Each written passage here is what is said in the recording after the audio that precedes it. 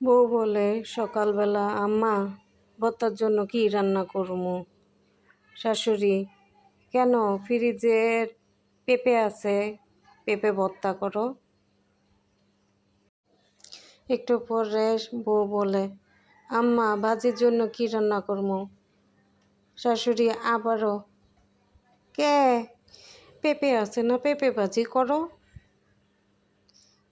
একটু পরে বউ আবার আসে, আম্মা ইলিশ মাছ রান্না করবো, কি দিয়া? আবার কি? পেঁপে আছে, পেঁপে দিয়া চালাও।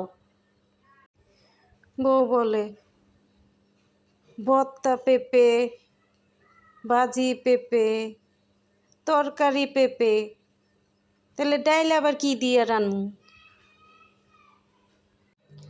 আরে মাতারি, তালে তো বাসো না, বাজার যে আগুন। আবার কি?